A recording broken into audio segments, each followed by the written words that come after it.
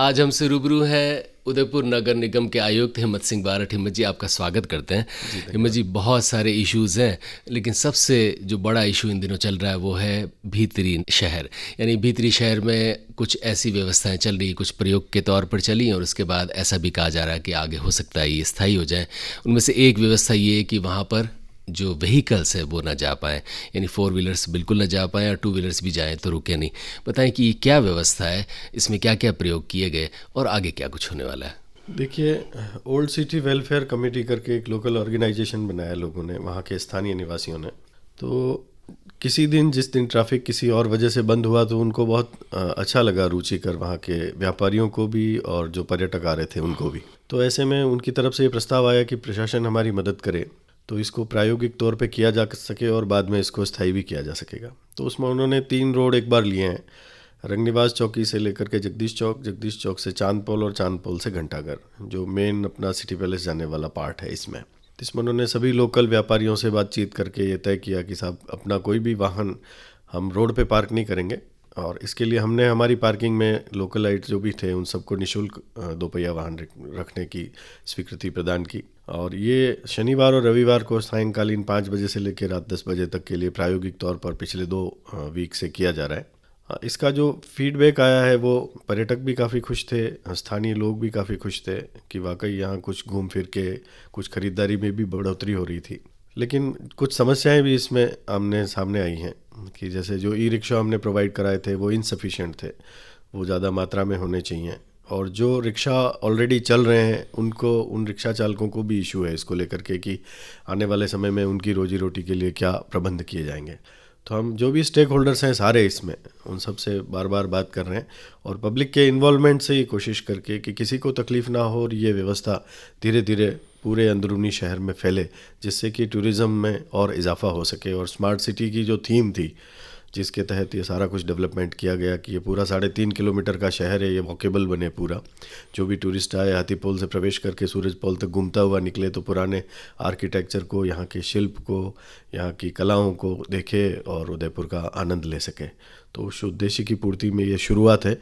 अगर पब्लिक सहयोग करेगी तो मैं उम्मीद करता हूँ कि आने वाले समय में ये सब चीज़ें एग्जीक्यूट हो पाएंगी। हिम्मत सिंह जी, ये एक प्रयोग था और आगे देखते हैं क्या होता है, ये अलग बात है। लेकिन जो व्हीकल्स हैं, दरअसल हमारी सबकी, भारतीयों की, हम सब की एक आदत होती है कि हम कहीं जा भी रहे हैं तो पान खाने भी जाएंगे तो हम अपनी गाड़ी लेकर जाएंगे, पान की दुकान के आगे उस गाड़ी को रखेंगे, फिर पान खाएंगे, फिर आकर उसको खाएंगे, गाड़ी में बैठकर फिर रवाना होंगे।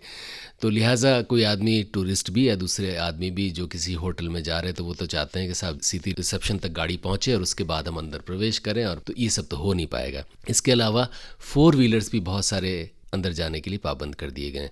तो बताएं कि 4 व्हीलर्स नहीं जाने से क्या क्या दिक्कतें आएगी और वे लोग जो इस तरह की सुविधाएं चाहते हैं उनके साथ क्या होगा। देखिए, होटल एसोसिएशन वालों से हमने बात करी है कि आप एक पूल कर लें, चाहे ई रिक्शा रखें चाहे गोल्फ कार रखें, वो हमारी पार्किंग में खड़ी कर दे। आपके जो भी टूरिस्ट आ रहे हैं वो अपनी गाड़ी ला करके हमारी पार्किंग में रख दें और वहाँ से आप उनको पिक करके ले आएँ, ताकि उनको ऑन फुट नहीं आना पड़ेगा। और मैं समझता हूँ ये सिविक साइंस धीरे धीरे लोगों में चेंज होगा। अगर उनको आनंद लेना है टूरिज़्म का तो इन सब सुविधाओं से परे हट करके एक बार वो प्रयास करेंगे कि पैदल घूमने में भी आनंद आ सकता है। ये रुचि जैसे जैसे जागृत होगी, हम कुछ साइकिल्स भी रखने का प्रयोग करना चाह रहे हैं कि हर पॉइंट्स पे साइकिल रख दी जाए ताकि वो जहाँ से उठाए वहीं पिक करके आगे निकल जाए। तो ये प्रयोग भी कोशिश कर रहे हैं कि ये सफल हो, तो लोगों की आदत में बदलाव और सबका सहयोग मिलेगा तो मैं समझता हूँ कि इसमें कुछ हम कर पाएंगे। इसमें 2 मुद्दे हुए, पहला हुआ स्थानीय नागरिकों का और दूसरा हुआ पर्यटकों का। दोनों को अगर आप अंदर जाने से मना करते हैं तो उनको पार्किंग तो चाहिएगी, यानी पर्यटक भी एक निश्चित समय तक तो पैदल आ जाएगा या ई रिक्शा या ई कार्ट का इस्तेमाल कर लेगा, लेकिन इसके बाद उसको कोई भी व्हीकल पिक करने आ रहा है तो चाहिए। तो क्या हमारे पास पर्याप्त पार्किंग की व्यवस्थाएं 2 व्हीलर 4 व्हीलर की इन स्पॉट्स पर होगी जहां पर ये तमाम पर्यटक और स्थानीय वासी बाहर आकर वहां से अपनी गाड़ी 4 व्हीलर पिक करके जा सकें? देखिए, स्मार्ट सिटी में काफ़ी सारी पार्किंग्स बनी है। राइट फ्रॉम इधर से शुरू करें तो किशन पॉल के बाहर से जो एक वो कोर्ट का स्टे है, मैं उम्मीद करता हूँ कि जल्दी वो भी हट जाएगा। तो वहाँ काफ़ी सारे वाहनों के लिए है। PWD वाली पार्किंग बन गई है, नाड़ा खाड़ा में बन गई है, दिल्ली गेट पे बन गई है, इधर चांदपोल वाली बन गई है। तो मैं समझता हूँ कि पार्किंग को लेकर के बहुत ज़्यादा इश्यूज़ नहीं है कि पार्किंग अवेलेबल नहीं हो सकती है। संसाधन सारे हैं, बस इनको स्ट्रीमलाइन करने की ज़रूरत है। लैक ऑफ कोऑर्डिनेशन है। सभी लोग अगर मिल करके इसमें सहयोग करेंगे तो हम उम्मीद करते हैं कि जो जो दिक्कतें आ रही हैं उनको दूर करते हुए इस चीज़ को कैसे व्यवस्थित कर सकें। इसीलिए हम इसको फोर्सफुली एग्जीक्यूट नहीं करना चाह रहे। जो जो इसमें दिक्कतें आ रही हैं उनको रिजॉल्व करते जाएं, पब्लिक की इच्छा अनुरूप, जैसा वो चाह रहे हैं और लोग जैसा चाह रहे हैं। कोई भी परेशान ना हो, ये मुद्दा नहीं है इसमें कि हम फोर्सफुली इसको एग्जीक्यूट करा दें। इसलिए सहयोग के साथ इसमें चाहे लंबा चलना पड़े तब भी कोई बात नहीं, लेकिन सबकी इच्छा के अनुरूप करते हुए इसको सस्टेनेबल बनाने की कोशिश करेंगे। अब थोड़ी सी बात स्थानीय वासियों की। बहुत सारे लोगों के वहाँ पर घर हैं, लिहाजा वो घर के बाहर घर के अंदर गाड़ियाँ रखते ही हैं। ख़ासतौर पर 2 व्हीलर्स और 4 व्हीलर्स भी चाहते हैं कि मेरी गाड़ी मेरे घर के आगे ही सुरक्षित रहेगी। इसके अलावा चाहे वे सच हो या झूठ, बहुत सारे उनके तर्क भी होते हैं कि साहब हमें अभी निकलना है और मेरे को हॉस्पिटल जाना है तो मुझे घर के सामने ऑटो चाहिए ही चाहिए। 4 व्हीलर और 2 व्हीलर उनके घर तक आ सकें और वहाँ से वे जा सकें। ऐसे भी बहुत सारे विरोध स्थानीय वासियों के हो रहे होंगे। बताएं कितने जायज़ हैं और इन विरोध को लेकर आपके मन में क्या है? देखिए, जो बरसों से पड़ी हुई आदत है सुविधा भोगने की, आराम तलबी की, उसमें कुछ रुकावट आती है तो विरोध तो होता ही है। और जो इस बिज़नेस से रिलेटेड नहीं है या जिसको अदरवाइज़ कोई फ़ायदा नहीं प्रतीत होता उसको विरोध करना लाजमी भी है। लेकिन 2 व्हीलर जो लोकलाइट्स के हैं उनको हम कोई ऐसी व्यवस्था कर सकते हैं कि उनको कोई स्टिकर प्रोवाइड कर दें, उनको ना रोका जाए, लेकिन जो बाहर वाले जा रहे हैं उनको थोड़ा रेस्ट्रिक्ट किया जाए और वो अपने घर के सामने नहीं, घर के अंदर अपना 2 व्हीलर पार्क कर लें ताकि रोड पे ये समस्या नहीं रहे। अगर किसी के पास पार्किंग उपलब्ध नहीं है तो हम निःशुल्क उसको या बहुत नॉमिनल शुल्क पे हमारी पार्किंग उपलब्ध करा दें। तो उनके कोऑर्डिनेशन से ही चीज़ें संभव होंगी। और सारे जनप्रतिनिधियों को भी इसमें इन्वॉल्व किया है हमने। लोकल पब्लिक के जितने लोग हैं, व्यापारी हैं, सभी स्टेक होल्डर से बार बार बात होगी। और मैंने निवेदन किया जैसा आपको कि इट्स टेक लॉन्ग टाइम, लंबा समय लगेगा। जैसे जैसे समझ आएगा, जैसे जैसे चीज़ें ठीक होंगी। मैं इसको इस तरह समझा सकता हूँ कि पुरानी हवेलियाँ अपनी थीं सारी, जो किसी ज़माने में बिल्कुल अबेंडेंड हो रही थी, लोगों ने उनको तोड़ ताड़ करके कांच के मकान बनाने प्रारंभ कर दिए। लेकिन जैसे जैसे टूरिज़्म में हवेलियों के पैटर्न को अच्छा लगने लगा तो आज पुराने शहर में अपन देखते हैं कि वापस गोखड़े बनने शुरू हो गए। तो उसी तरह जब लोगों को लगेगा कि इस ट्रैफिक को बंद करने से उनके व्यापार में अभिवृद्धि हो रही है, टूरिस्ट बढ़ रहा है, तो निश्चित रूप से वो इसमें सहयोग करेंगे और हम सब लोगों के सहयोग से इसको एग्जीक्यूट कर पाएंगे। बहुत सारी चीज़ें भीतरी शहर में मौजूद हैं, पर्यटकों के लिए तो आकर्षण है ही, लेकिन यूँ मान के चलिए कि कुछ बड़े कार्यालय भी वहाँ पर हैं। जैसे पश्चिम क्षेत्र सांस्कृतिक केंद्र बहुत ही प्रोमिनेंट जगह बागोर की हवेली में है। हमारा सिटी पैलेस वहाँ, सिटी पैलेस में सरकारी म्यूज़ियम भी है, आयुर्वेद चिकित्सालय, बहुत सारी चीज़ें वहाँ पर हैं। ये लोग भी, वहाँ के कर्मचारी भी अपनी गाड़ी 4 व्हीलर या 2 व्हीलर जो भी है वहाँ तक ले जा सकें, काम कर सकें, दूसरे लोग भी आ सकें। इसके लिए भी क्या व्यवस्था की गई है? उन सब से बात करके कोशिश करेंगे कि कोई पूल टाइप का पैटर्न हो जाए, उनका कोई स्पेसिफिकली रिक्शा या गोल्फ कार्ट वो लगा लें और बाकी हमारी पार्किंग यूज़ कर लें। लेकिन जैसे जैसे हर्डल्स आएंगी, जो समस्याएं कुछ हम सोच पाए हैं, कुछ जैसे सामने आएंगी तो पता चलेगा, तो उनके समाधान भी उसी तरह से आपसी बातचीत के जरिए निकालने का प्रयास करेंगे। स्मार्ट सिटी, इसको लेकर बहुत सारे सपने थे और बहुत सारे पूरे भी हुए हैं, शायद कुछ अधूरे हैं। बताइए कि स्मार्ट सिटी को लेकर जो कुछ हमारे मन में परिकल्पनाएं थी, कितनी साकार हुई हैं और कितनी अभी होनी बाकी हैं? देखिए, जो परिकल्पना थी उसमें जो सारे शहर के दरवाजे हैं उनके भीतर भीतर वाला 3.5 वर्ग किलोमीटर का जो शहर था, उसमें तार नहीं दिखने चाहिए, पानी 24 घंटे अवेलेबल हो जाए, सड़कें पूरी प्रॉपर हो जाएं, ड्रेनेज सिस्टम प्रॉपर हो जाए, सीवरेज सब डल जाए और सबका फसाड एक जैसा हो, ताकि और उसके बाद ये ट्रैफिक लेस हो जाए। परिकल्पना पूरी तरह से तो यही थी। मैं समझता हूँ 70% के करीब तो काम संपूर्ण हो गए हैं। चूँकि वो जो जंक्शन पॉइंट्स हैं वो नहीं जुड़े और ये काम होते हुए का सीन है, अभी तक पूर्णता की ओर नहीं हुआ है। इसलिए इसको देखते हुए तुरंत निर्णय निकाल लेना कि स्मार्ट सिटी बिल्कुल फेल हो गया, या जैसा कि आम लोगों की अवधारणा बनती है कहीं भी, जैसे चैम्बर चौक हो जाता है, पानी निकलने लग जाता है, तो अरे ये बहुत ख़राब हो गया। अभी कुछ जो फाइनल टच देना बाकी है, मैं समझता हूँ दिसंबर तक सारी चीज़ें कंप्लीट हो जाएंगी। उसके बाद जैसा सोचा है ऑलमोस्ट वैसा हो जाएगा, तब लोगों को भी लगेगा कि नहीं, ये चीज़ें ठीक हुई हैं। हिम्मत जी, स्मार्ट सिटी के साथ साथ आप ये जो प्रयोग कर रहे हैं ये भी स्मार्ट सिटी का एक तरह से हिस्सा ही होंगे, यानी शहर ज़्यादा सुंदर हो जाएगा। और यूँ देखा जाए तो अक्टूबर के आसपास पर्यटक सीज़न मुख्य तौर पे शुरू होता है, यानी दिवाली और उसके बाद में। तो बताएं कि ये जो प्रयोग आप कर रहे हैं, क्या दिवाली तक ऐसी कुछ स्वरूप, ऐसी कुछ स्थिति आ जाएगी, कुछ ये जो प्रयोग है तमाम स्थायी हो जाएंगे, यानी ये जो कल्पना है ये हकीकत में बदल जाएंगी? कोशिश करेंगे कि हो पाए। अक्टूबर बहुत पास ही दिख रहा है वैसे, लेकिन प्रयास करेंगे कि इसको किसी हद तक सस्टेनेबल मूवमेंट तक ले जाने की कोशिश करेंगे। जो हर्डल्स आ रहे हैं उनके सॉल्यूशन आप लोगों के साथ मिलकर निकाल रहे हैं, फिर भी कौन कौन से ऐसे हर्डल्स हैं जो बहुत ज़्यादा आपके लिए परेशानी क्रिएट कर रहे हैं, जिनके सॉल्यूशंस अभी कम है या जिनके सॉल्यूशंस आपको थोड़े दूर नज़र आ रहे हैं? देखिए, एक जो BSNL के पोल्स लगे हुए हैं सिटी में, और जो लैंडलाइन कनेक्शंस लोगों ने ले रखे हैं, उनके लिए फिर वो अंडरग्राउंड केबलिंग वाला सिस्टम नहीं बैठ पा रहा, तो वो पोल्स नहीं हटने की वजह से काफ़ी अभी दिक्कत है, जिसका समाधान अभी थोड़ा सा दूर लग रहा है हमें। और जो जंक्शन पॉइंट्स जुड़े हैं, एक ऑपरेशन मेंटेनेंस वाला काम है वो प्रॉपर तरीके से, चूँकि अभी एग्जीक्यूटिंग पार्ट चल रहा है L&T का, तो उनके ऑपरेशन मेंटेनेंस वाली टीम अभी नहीं आई है। तो ये सीवरेज लाइन और ये सब चीज़ें हो जाएंगी, उसके बाद प्रॉपर ऑपरेशन मेंटेनेंस हो जाए। कुछ लोगों का सहयोग में भी दिक्कत है, उनके जैसे रेस्टोरेंट वगैरह सिटी में है, उन्होंने ग्रीस चैम्बर प्रॉपर तरीके से नहीं लगा रखे हैं, तो वो जाम हो जाने की वजह है। कुछ लोगों को खुद को अपने घर के बाहर जो जाली वाला चैम्बर लगा रखा है उसकी सफाई उन्हें ही करनी चाहिए, पर उन्हें लगता है कि ये सड़क पे बना हुआ है तो इसकी सफाई भी कोई और एजेंसी करेगी। तो ऐसी स्थिति में पब्लिक का सहयोग भी अपेक्षित है, और कुछ सिस्टम की भी अभी अपनी मजबूरियां हैं। मैं समझता हूँ थोड़े दिनों में ये धीरे धीरे ठीक हो जाएंगी। हिम्मत जी, बारिश का मौसम और अच्छी बारिश सबको अच्छी लगती है, ख़ास तौर पर किसानों को, और जो लोग गर्मी से परेशान थे उन्हें सच में ये सुखद भी लगता है, और कहते हैं इस बार तो सच में सावन भादों की झड़ी लग गई, तो अतिशयोक्ति नहीं होगी। लेकिन इस बारिश ने बहुत सारी चीज़ें अच्छी भी की हैं, लेकिन बहुत सारी बारिश की वजह से शहरों में परेशानियाँ होती हैं। ख़ास तौर पे सिसारमा और आयड़, जिन दो नदियों के बीच में उदयपुर एक तरह से बसा हुआ है, इन दोनों में बहुत बहाव तेज़ है, यानी कुछ बस्तियों में कुछ जगहों पर पानी जाएगा ही जाएगा। कुछ कंस्ट्रक्शंस भी लोगों ने अपने हिसाब से करवा लिए, वैध अवैध एक अलग इशू है, जिस वजह से भी बहुत सारे घरों में भी नुकसान हुआ है।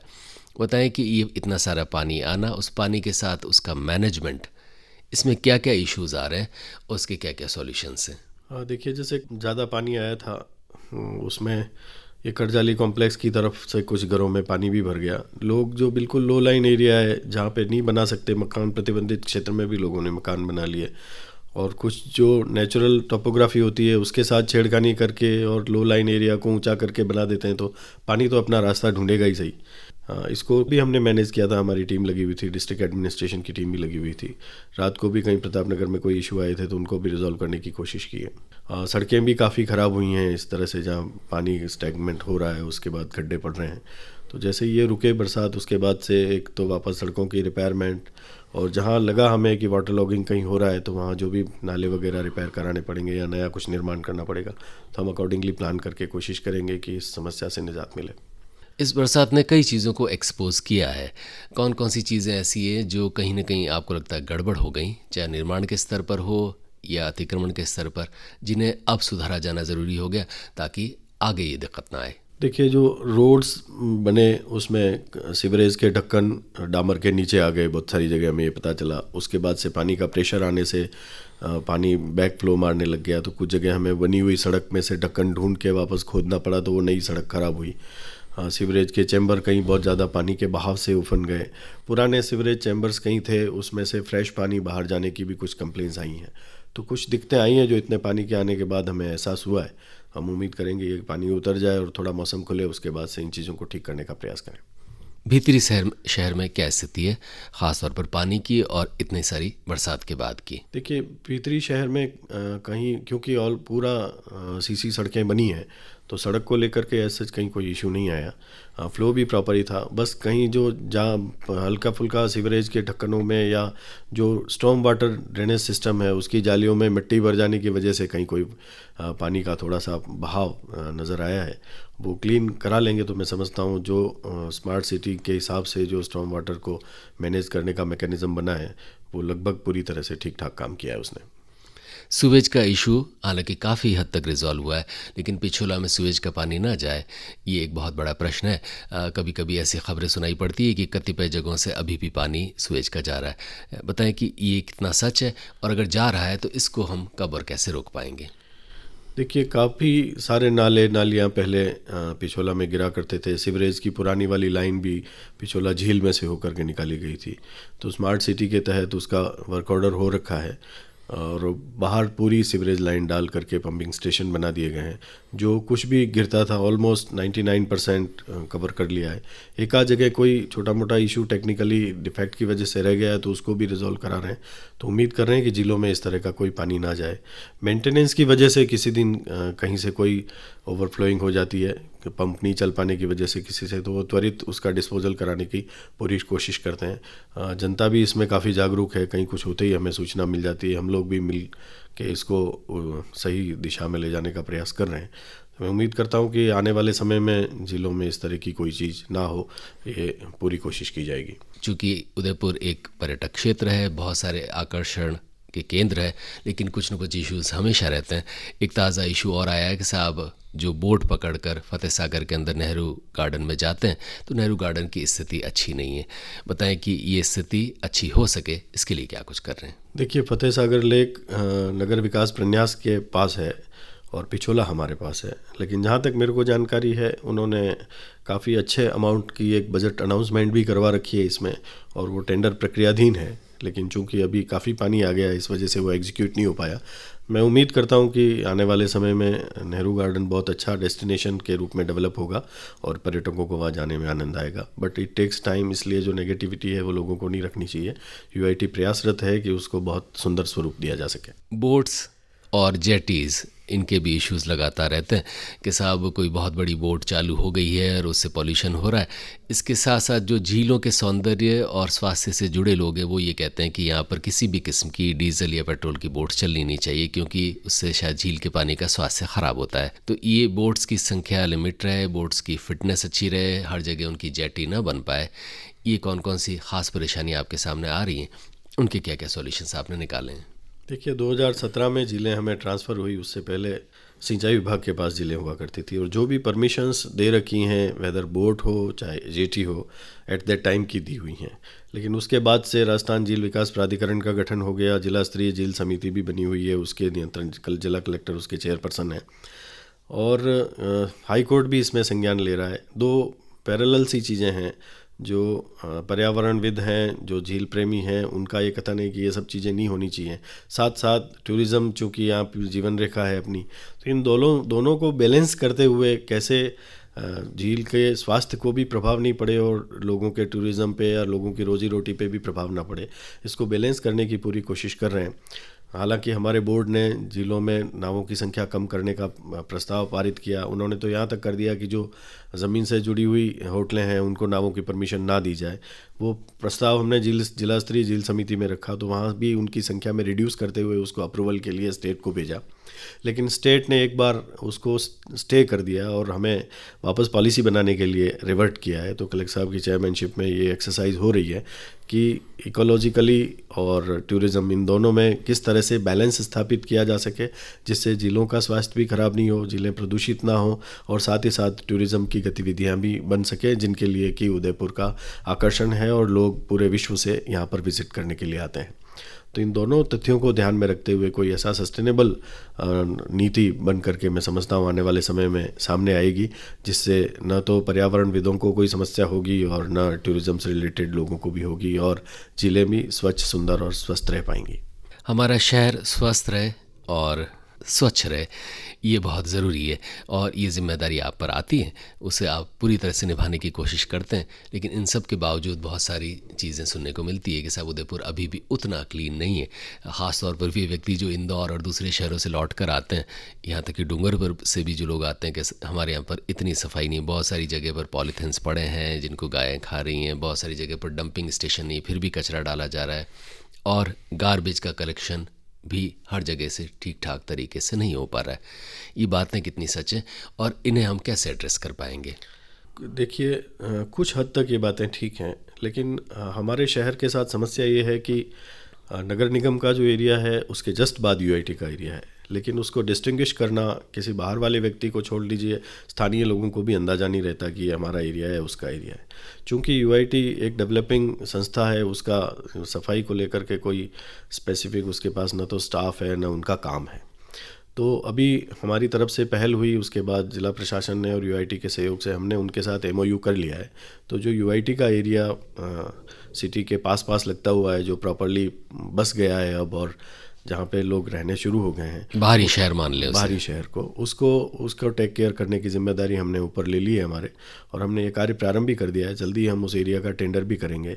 तो मैं उम्मीद करता हूँ कि ये काम जब प्रॉपर तरीके से हो जाएगा तो जो अंदरूनी शहर में जैसी सफाई दिखती है वैसी सफाई बाहर वाले एरिया में भी दिखने लग जाएंगी। और इसमें मैं इंदौर से कम्पीट करने की बात तो नहीं करता कि अभी हम वहाँ तक पहुँचने में काफ़ी समय लगेगा, लेकिन हम बराबर प्रयासरत हैं कि हम कोशिश करें कि हमारे शहर को भी उस स्टेज तक ले जाएं।